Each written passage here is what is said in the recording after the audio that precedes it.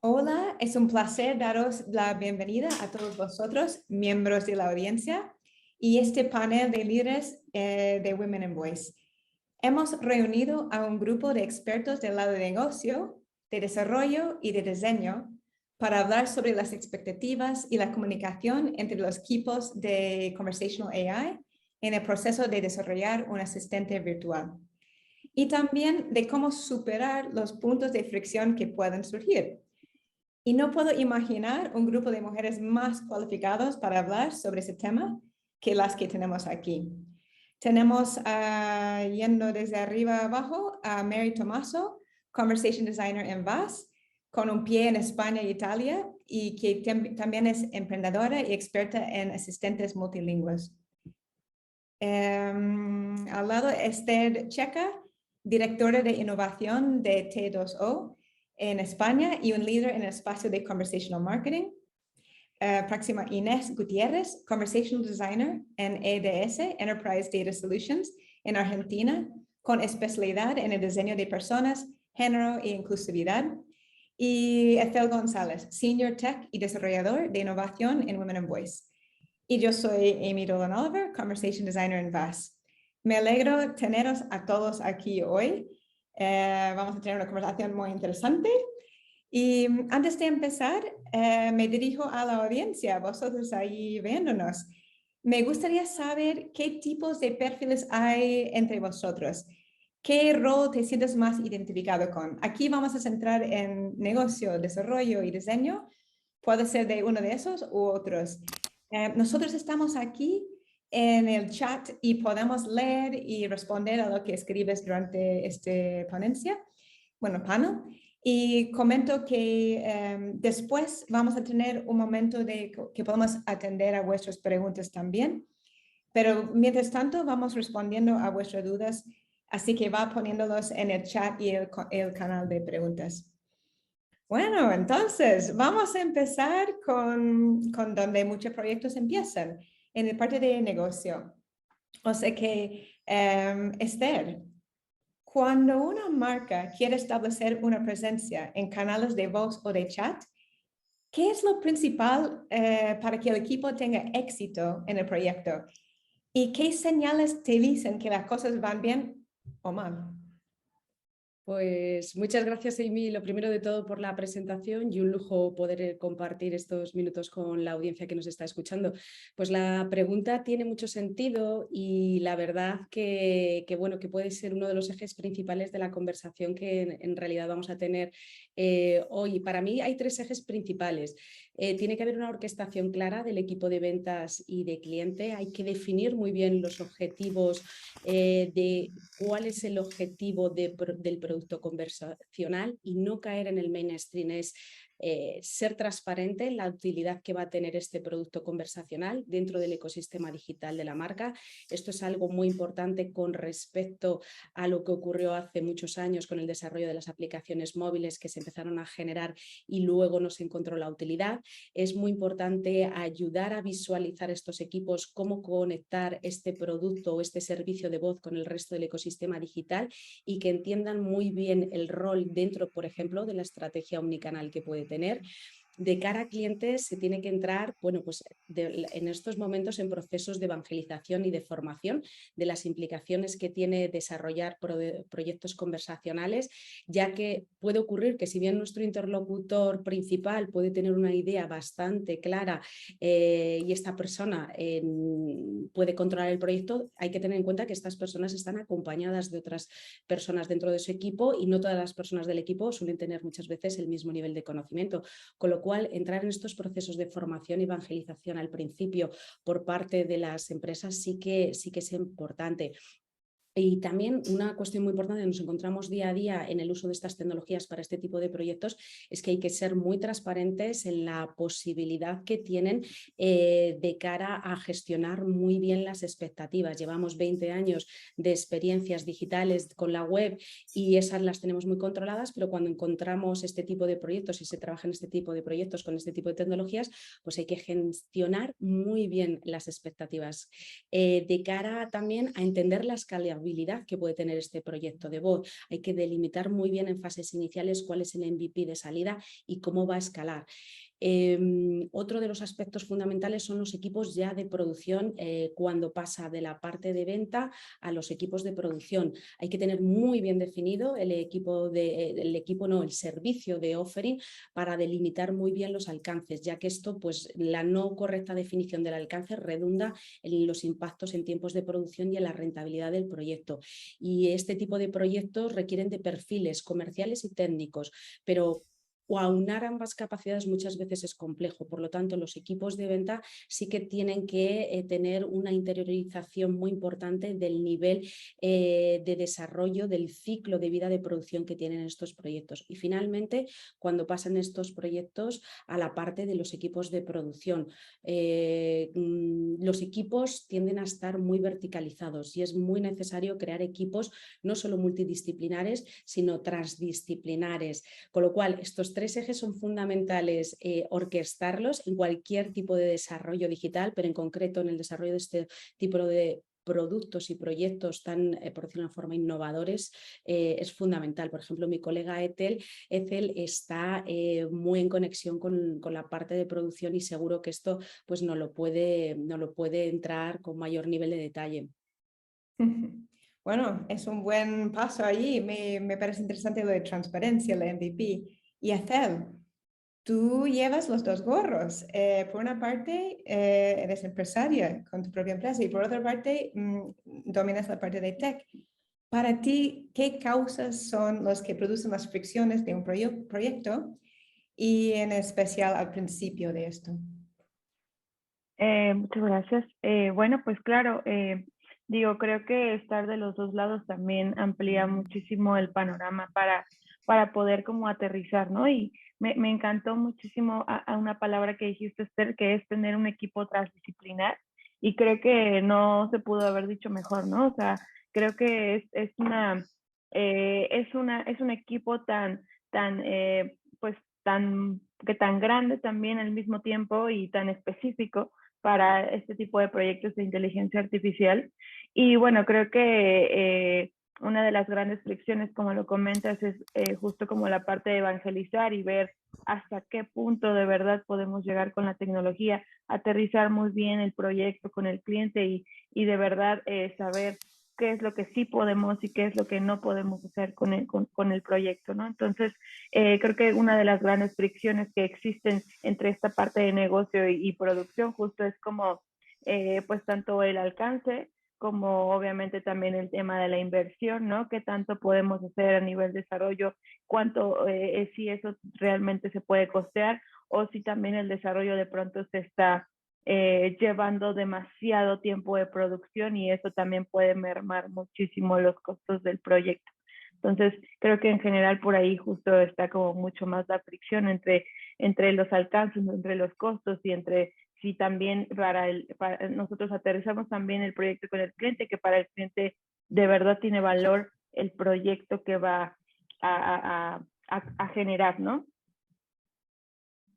Es muy importante este equilibrio entre todos. Bueno, vamos al lado de diseño ahora, Inés, como diseñadora, ¿cómo debemos gestionar las expectativas desde el lado de usuario, de persona o cliente y desde el lado del equipo de desarrollo negocio? Bueno, estoy disfrutando mucho de escuchar a mis colegas y ahora me toca contar un poco mi experiencia como diseñadora conversacional.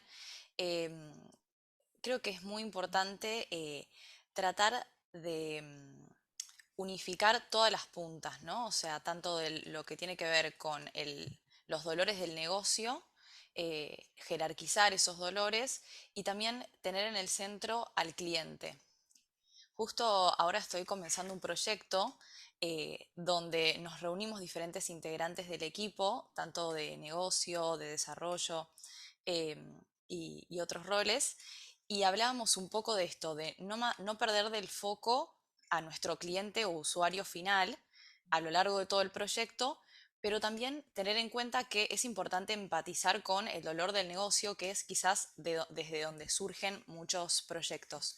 Me parece que es importante conocer bien cuáles son las dolencias que se identificaron, cuáles son las oportunidades de mejora y escuchar tanto los problemas de nuestros usuarios como los problemas que plantea el negocio, ¿no? Principalmente en lo que llamamos la etapa de discovery. Creo que es muy importante esto y tener en cuenta que la experiencia que tengan los usuarios o clientes finales en esta solución conversacional va a ser la diferencia entre la expectativa que ellos tengan y la realidad. Y es bueno tener esto en cuenta, ¿no? Como no prometer más de cara tanto al usuario final como al negocio, ¿no? Me parece que es importante esta capacidad de aplicarla tanto al interno de un equipo como hacia afuera, digamos, hacia nuestros clientes o usuarios finales. Así que bueno, creo que eso es importante. Interesante esta dinámica de los dos clientes, el cliente que puede ser quien está contratando para tener el bot y el otro que es el usuario final, la audiencia. O sea que hablamos de cliente, pero como hay esos dos niveles. Tal Y cual. Mary, perdón, sí. Mary, que está, como Inés ha hablado de poner el cliente al centro. Y hablando de eso del usuario, ¿está realmente el usuario al final en el centro? ¿O cada uno se preocupa por hacer su trabajo sin tomar en cuenta la experiencia final? Buena pregunta. Bueno, yo creo que idealmente sí está al centro.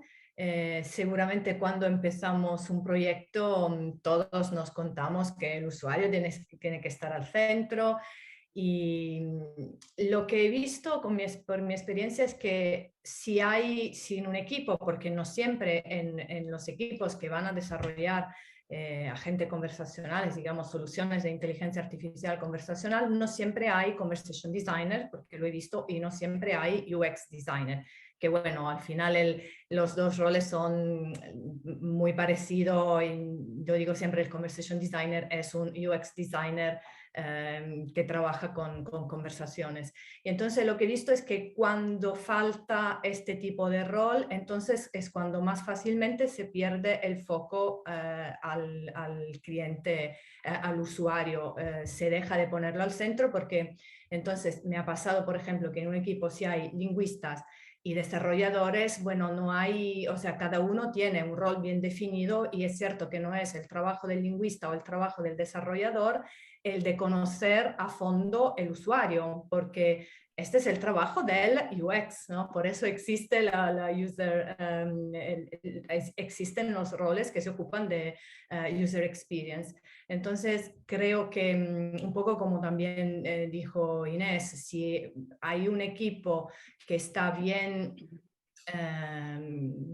conectado, está bien enfocado a crear soluciones que tengan el usuario, que pongan el usuario al centro, entonces suele no haber problemas porque creo que siempre estos roles son los de UX, son los que van a decir, por ejemplo, bueno, aquí en esta solución quizás tendríamos que cambiar para que se tome en cuenta este problema, esta necesidad del usuario.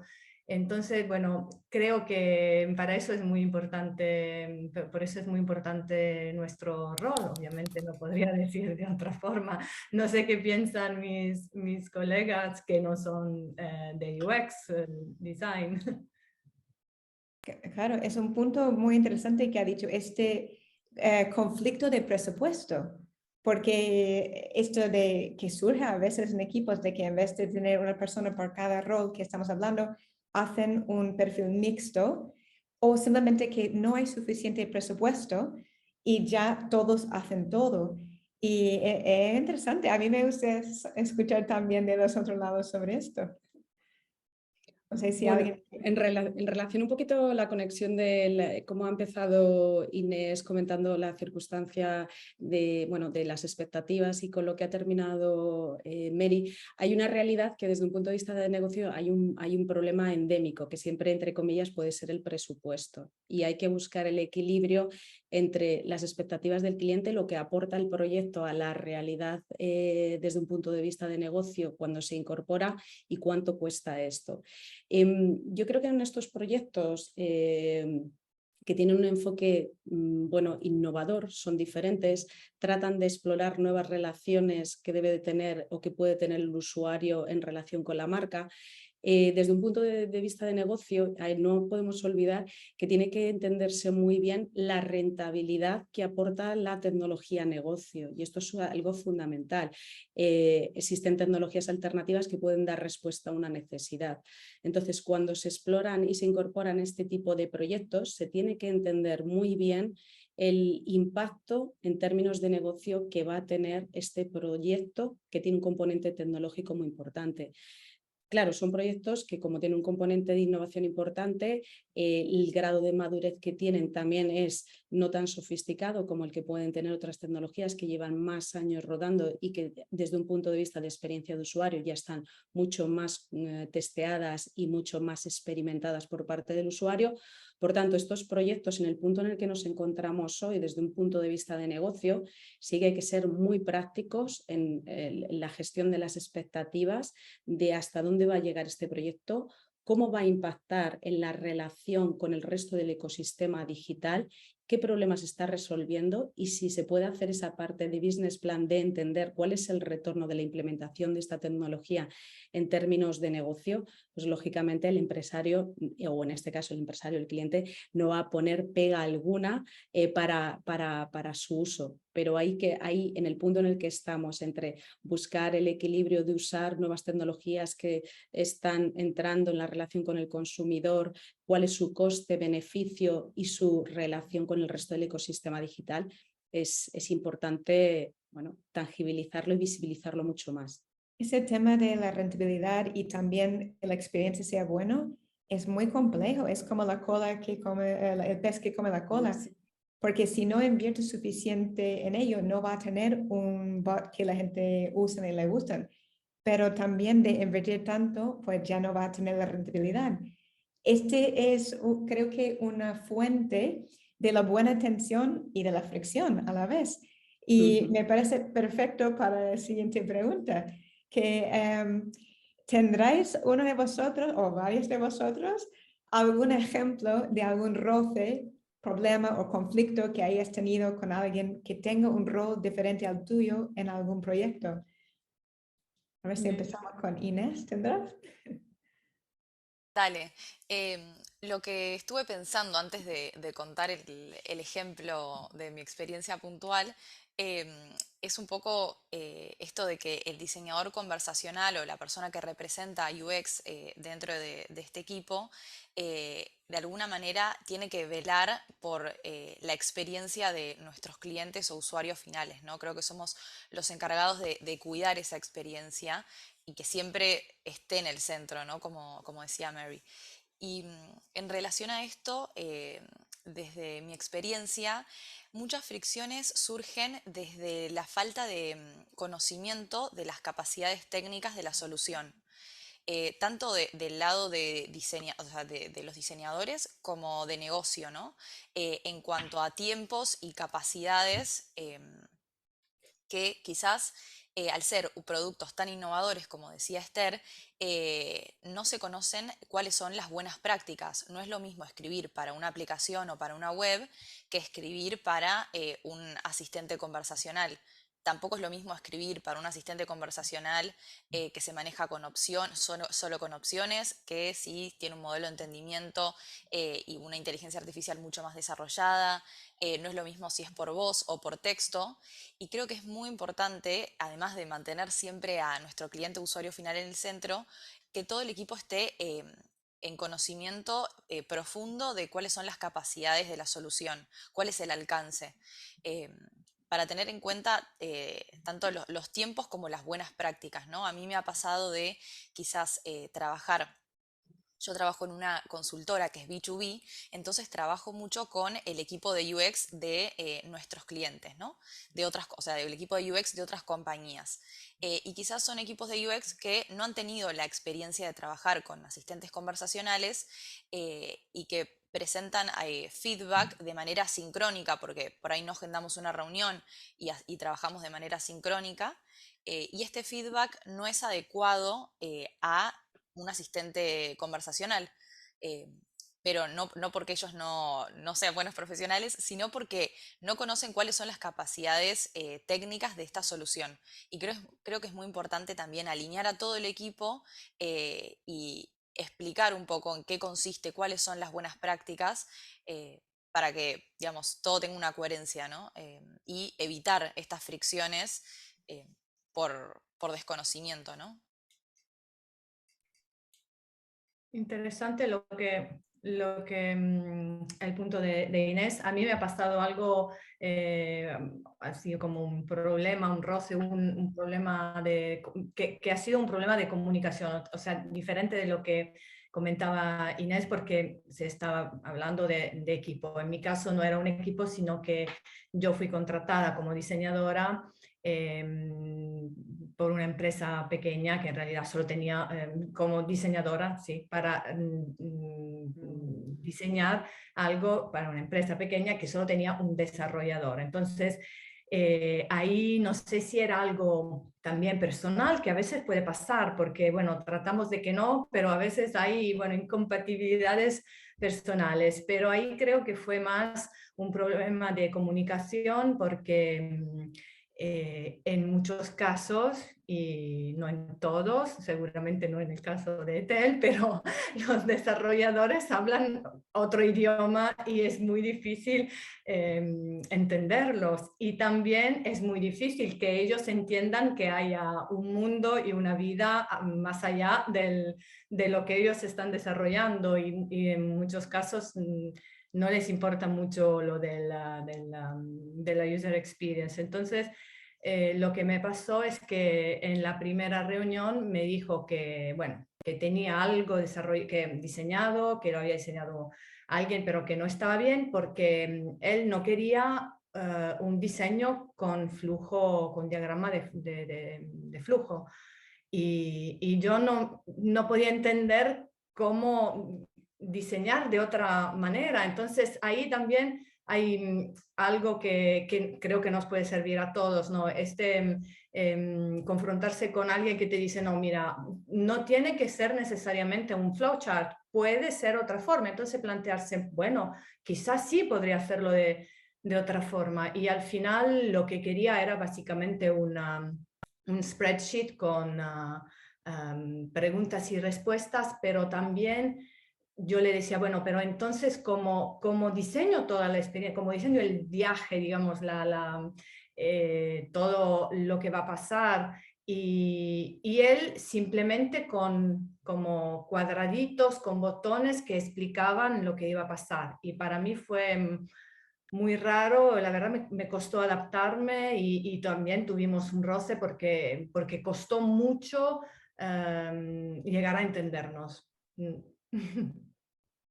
Me parece muy interesante lo que cuentas, Mary, ¿no? O sea, justo como ver el lado del programador y digo, creo que para mí en lo personal, la presencia del conversation designer o del UX designer, para mí es como, siempre lo he dicho, ¿no? Es el primer eslabón en la cadena, ¿no? O sea, creo que para mí en lo personal es súper importante la presencia de un diseñador de conversación, de un diseñador de la experiencia que se preocupa por la experiencia de usuario.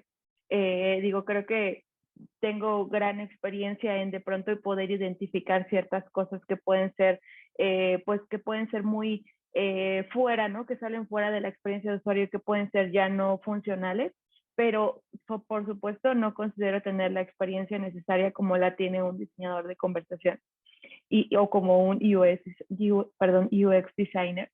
Entonces digo, en lo personal para mí son súper importantes.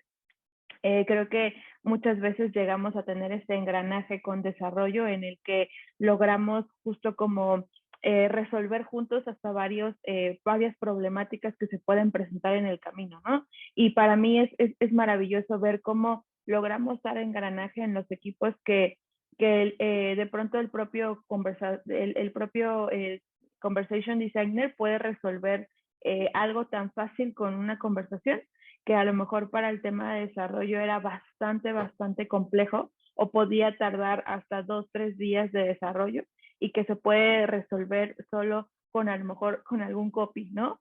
Con un copy bien aterrizado, bien hecho y que con eso le das la vuelta a todo. Entonces, digo, creo que en general, por supuesto, creo que en nuestra área hay de todo, ¿no? Sobre todo también si trabajas de pronto con, también confieso que para la parte de desarrollo también a veces es complejo entender cómo funciona también un tema de conversación a nivel chatbot, a nivel voz, ¿no? También es bastante complejo de pronto entender que tienes un estado, que tienes un contexto y que tienes que controlarlo y cómo lo controlo, ¿no?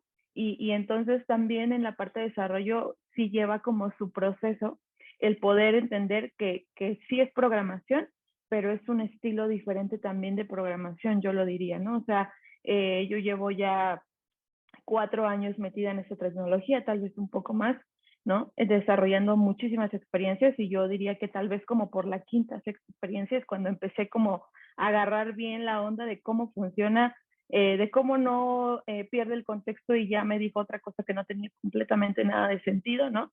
Y todo eso, y creo que, digo, también acá en México también nos cuesta encontrar conversaciones, desarrolladores de conversación que de verdad sepan aterrizar bien para voz y para chatbot, ¿no? Entonces, también como que empiezas a obtener otras habilidades, ¿no? Como más hacia, no, hay que dirigirlo de esa manera. Entonces, pero creo que me parece muy, muy valiosa, ¿no? La aportación. Habéis hablado de cosas que quiero retomar, empezando con lo que ha dicho Inés. Estaba hablando de no sabe hasta dónde llega la tecnología y cada rol sabe cosas. Es como un puzzle. Cada uno sabe ciertas partes y me gustaría saber un poco más de cómo llegáis a pasar información entre todos, entre negocio, diseño, tecnología. Cualquier persona que tiene esto en mente.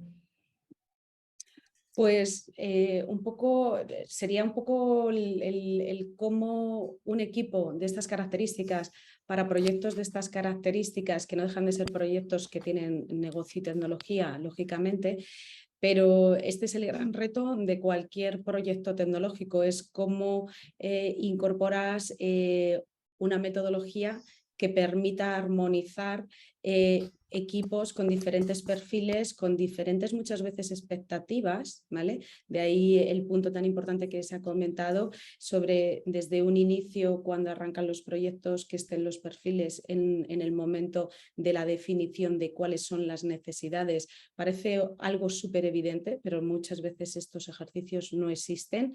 Ya te mando un email, ese es un error horroroso.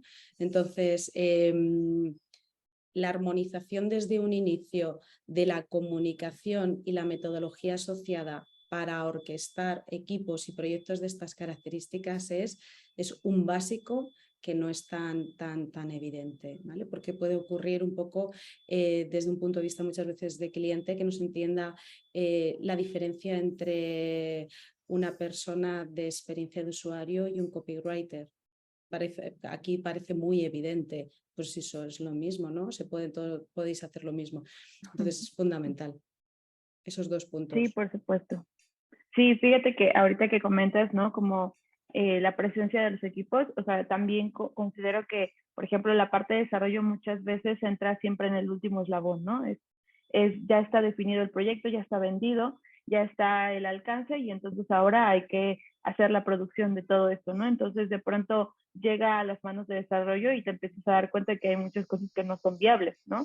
O que hay que resolverlas de otra manera porque la definición no se bajó de acuerdo al alcance de la tecnología, ¿no? Entonces, de mi lado creo que sí es muy importante que el desarrollo esté presente desde las primeras definiciones, ¿no? Para que justo el desarrollo también pueda opinar sobre el alcance del proyecto, sobre la viabilidad, sobre el aterrizaje hasta de un MVP, porque también puede ser que la idea sea gigantesca, ¿no? Que tengamos una big idea, ¿no? Que una expectativa demasiado grande que también llega a suceder del lado del cliente, no tener una súper expectativa, pero realmente la expectativa no podemos llegar a tanto, ¿no? Entonces a lo mejor podemos apoyar en definir un MVP con el cual podemos empezar a probar, empezar a ver si la atención de los usuarios finales es captada por la experiencia, y de ahí pues empezar a ver cuáles son sus posibilidades de crecimiento, ¿no? A lo mejor pasearlo, no sé, ¿no? Como que creo que ahí justo la intervención de todos los roles es súper clave para ver el alcance de un proyecto de este tipo. Yo creo que también sería interesante hacer como unos workshops internos donde, por ejemplo, los conversation designers cuentan su trabajo, ¿no? Como si fuera, bueno, sí, un workshop, como si tuvieran que casi enseñarlo, los desarrolladores muestren su trabajo, los lingüistas, porque creo que aunque estemos trabajando siempre juntos, pero realmente no sabemos qué hace el otro, y creo que esto nos daría un entendimiento también de cómo, bueno, no solo de cómo encarar de forma así más global un proyecto, sino también más respeto para el trabajo de la otra persona, y también un entendimiento de de cuáles pueden ser sus exigencias, sus necesidades, de cómo podemos o deberíamos pedirle algunas cosas. Tal cual, me parece que está muy bueno lo que están comentando todas, y estoy súper de acuerdo. Creo que esto es importante también para saber en qué le puedo pedir ayuda al otro, como esto que mencionaba Etel, que quizás hay algún problema en desarrollo que se resuelve solamente redactando de manera diferente un copy. Entonces creo que para saber que existe esa posibilidad es importante que todos estén en conocimiento de cuáles son como las capacidades del negocio, cuáles son las capacidades de desarrollo, cuáles son las capacidades de diseño, y en base a eso poder recurrir a la persona adecuada para ir resolviendo por ahí, o sea, en realidad para prever fricciones y para resolver quizás algún impedimento que haya en el proyecto. Me parece que eso es muy clave, y esto de los workshops que comentaba Mary, eh, también me parece que es un aporte de valor importante, y que justamente estoy tratando de poder tomarlo para mi equipo, porque quizás los roles de un diseñador conversacional es algo como tan nuevo, por lo menos acá en Argentina es súper nuevo, que es bueno evangelizar, ¿no? O sea, digamos, por qué es importante, cuáles son los beneficios, de qué manera le aporta valor al negocio, de qué manera le aporta valor al cliente. Así que, Habéis tal cual. levantado un buen punto que es el lado más grande es entender qué hacen los demás en tu propio equipo, y como no hay tiempo y siempre hay prisas, no se entiende la más grande que hacen. Y luego, por otra parte, es los detalles que cada uno sabe que los demás puede favorecer. Y hay muchos momentos cuando simplemente, como ha mencionado Ethel, sabiendo que se puede solamente cambiar esa pequeña cosa, se ahorra muchas horas de trabajo de un lado, y pasa entre los tres roles. Bueno, había un punto también que ha mencionado Mary antes, que era sobre la tecnología y las expectativas. Y ese también creo que es interesante que entramos, porque cada área tiene como ciertas herramientas que suelen usar, pero en el momento de hablar entre todos, pues, ¿dónde estáis comunicando? En emails, en Miros, en distintos Slack. O sea que de los tres lados, si podemos hablar un poco de la tecnología y las expectativas ahí. ¿Quién quiere empezar? Pues esto último que comentas, Amy, y recapitulando algunos aspectos que estamos comentando, al final todo pasa por tener una metodología de producción muy bien definida. O sea, en la metodología de producción muy bien definida vamos a tener cuáles son las herramientas de comunicación, las dinámicas de comunicación, y una dinámica de comunicación, como bien comentaba Mary, pues pueden ser los workshops. Pues sí, es una herramienta fabulosa. Necesitamos tener de alguna forma esas metodologías de producción muy bien definidas, porque es lo que va a permitir orquestar de forma muy eficiente y de entender muy bien un proyecto tecnológico de estas características, hasta dónde hay que llevarlo, cómo hay que llevarlo, cómo hay que producirlo, cómo hay que comunicarlo. Sin tener esta parte de metodologías de comunicación, de producción bien definidas, sin tener bien pulido esa comunicación ágil y dinámica, Dentro de proyectos tecnológicos de estas características, pues como cualquier proyecto digital es muy complejo y efectivamente volveríamos a comentar las fricciones sistemáticas que estamos comentando ahora. Nosotros personalmente utilizamos metodologías ágiles en el desarrollo de este tipo de proyectos, no solamente para agilizar los procesos de comunicación de los equipos internos y externos, sino también qué herramientas podemos utilizar para eficientar pues, los procesos de ideación, los procesos de puesta en producción, y eso, aunque no son muchas veces totalmente eficientes, porque hay que buscar el equilibrio también con las personas, al final estas dinámicas las gestionan las personas, bueno, pues de alguna forma ayudamos a sistematizar, fundamental el proceso de sistematización en este tipo de proyectos.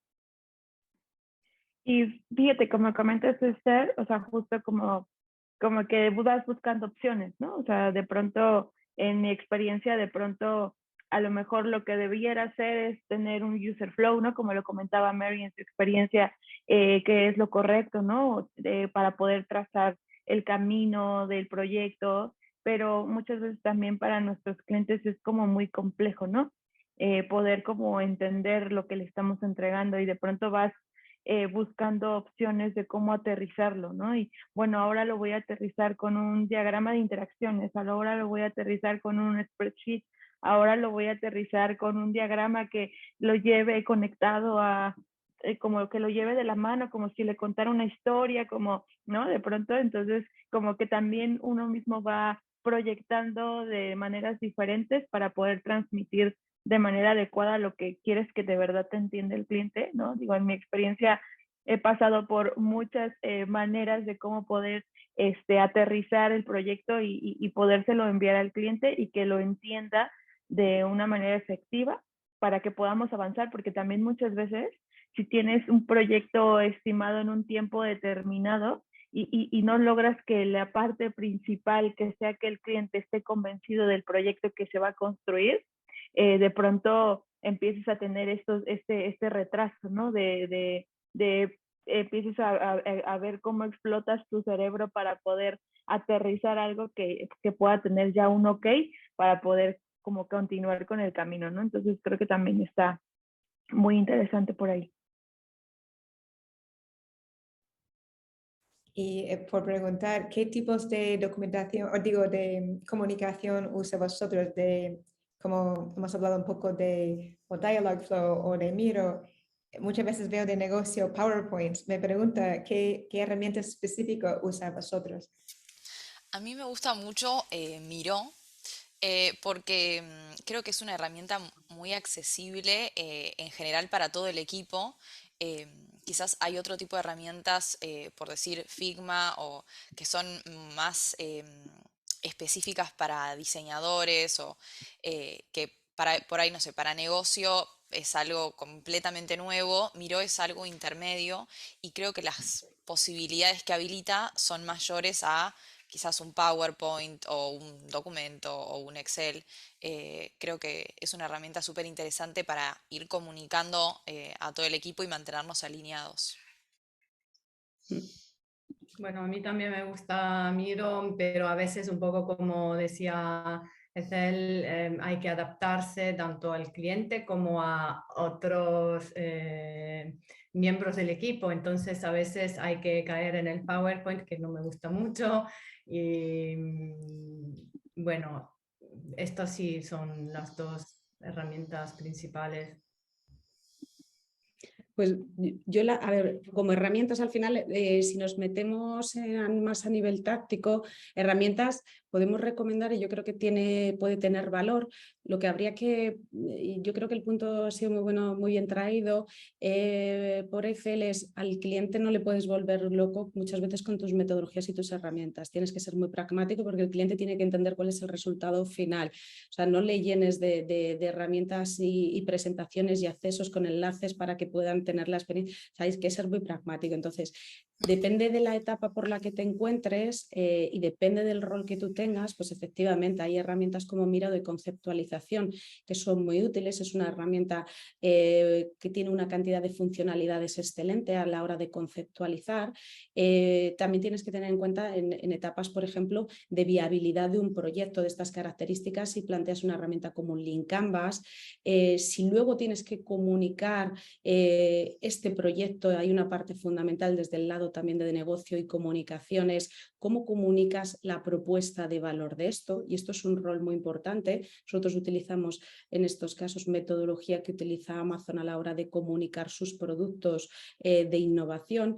Es decir, nosotros utilizamos diferentes herramientas según las etapas por las que pasa el desarrollo de un producto de estas características. Entonces, la recomendación es que internamente, o en mi punto de vista, es utiliza una metodología que estandarice o que normalice internamente el uso según la etapa de determinadas herramientas, que permita al equipo saber cuál es su centro y dónde tienen que acudir. Y esto parece algo como muy evidente, pero muchas veces pues me abro un spreadsheet, ¿no? No te tienes que abrir un spreadsheet, tienes un punto de encuentro que es este y es el que va a permitir conectar con tu colega si estás trabajando en un proyecto igual o si se tiene que incorporar, tener ese histórico. Y eso es fundamental más allá de los nombres de las herramientas.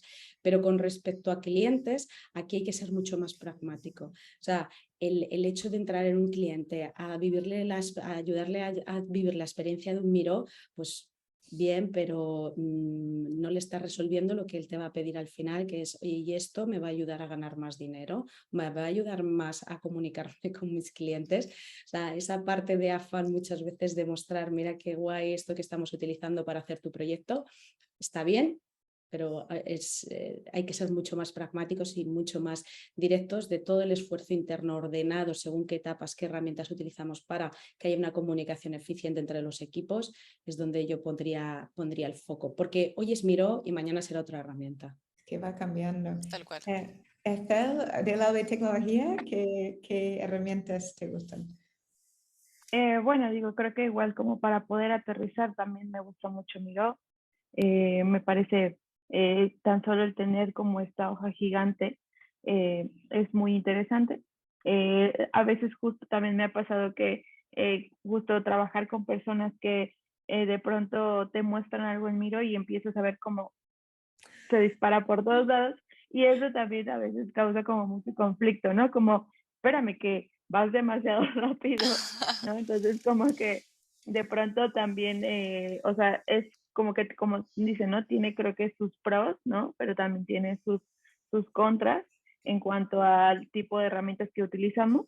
Digo, en general creo que me voy por ahí. También he utilizado Figma, que también me parece muy interesante, como decía Inés, un poco más enfocada a la parte de diseñadores, pero también me parece muy buena.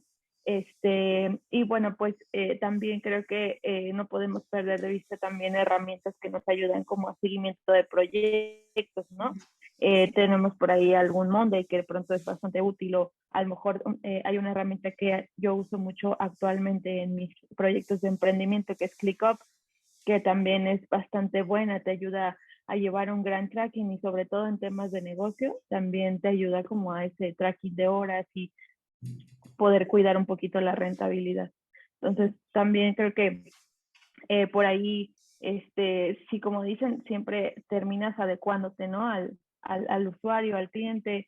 Si tienes que bajar un PowerPoint porque el cliente así lo prefiere, pues terminas bajando a veces hasta un diseño de conversación en un PowerPoint. Voy pensando en las distintas herramientas también de donde trabaja, donde muestra y donde documenta. Es que como ha mencionado Esther, distintas fases del proyecto requieren distintas cosas. Interesante. Pues me he quedado mucho también con ese de la metodología y estaba pensando, no todos los equipos tienen muy bien definido su metodología de cómo van a trabajar al principio, o lo tiene y quizás un grupo sabe, pero los demás no saben. Pero bueno, voy a mover ahora de la parte de esperanza y soluciones. Del lado de negocio, ¿cómo tener procesos de trabajar con una visión transversal para involucrar en la solución desde los diferentes ángulos. Por ejemplo, desarrollo entiende el impacto de negocio, que el negocio sea consciente de la viabilidad de la solución para llegar al objetivo. Pues para tener esa visión transversal, la verdad que no voy a descubrir la pólvora y la estábamos, yo creo que desgranando ahora, yo creo que entre todas bastante, ¿no? Y que es una necesidad que independientemente del perfil que tú tengas, las metodologías, hay varias metodologías en el mercado para desarrollo de producto tecnológico. Al final hay la recomendación que yo trasladaría y con la que nosotros nos encontramos cómodos es: puedes trabajar con estas metodologías porque te ayudan ya a estandarizar de forma ágil y no tienes que reinventar, pero también hay que ser también, yo creo que muy prácticos, es cuál es tu realidad de empresa, cuál es tu realidad de tamaño de proyecto, para que estas metodologías realmente te aporten a ti valor y seas ágil en el desarrollo, ¿vale?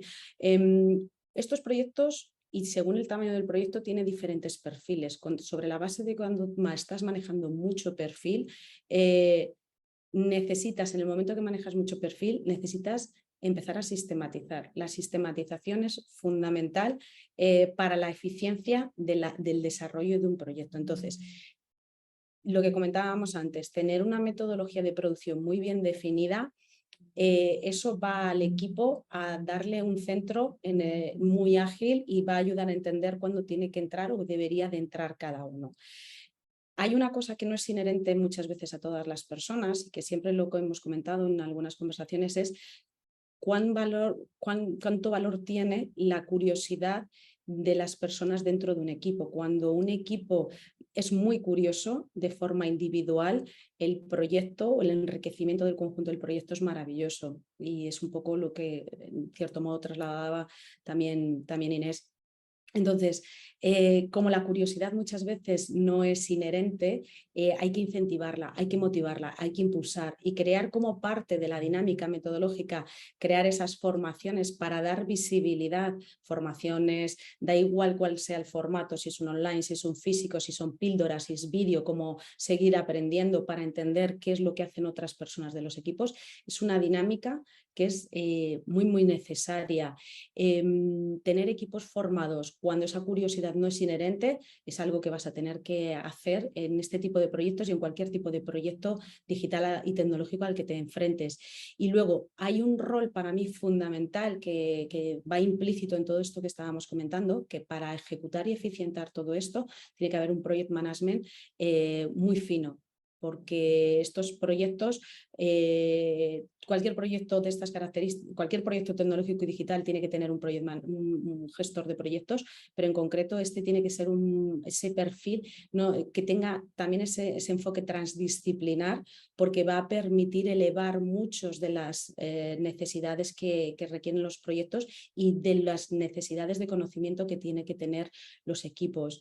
El project management tiene que generar mucha comunicación ágil y generar mucha dinámica, porque eso es lo que va a ayudar a ir intentando evitar en la medida de lo posible la fricción que se puede producir en los procesos de venta, en los procesos mismos de producción o incluso en los procesos de relación con el cliente, y apalancarte muchas veces en que estas dinámicas ya están, por decirlo de una forma, inventadas con metodologías ágiles que pueden dar respuesta perfectísimamente a tener dinámicas diarias, semanales, internas y externas con el cliente, de tal forma que, bueno, que en su conjunto pueda rodar todo de la forma más efectiva.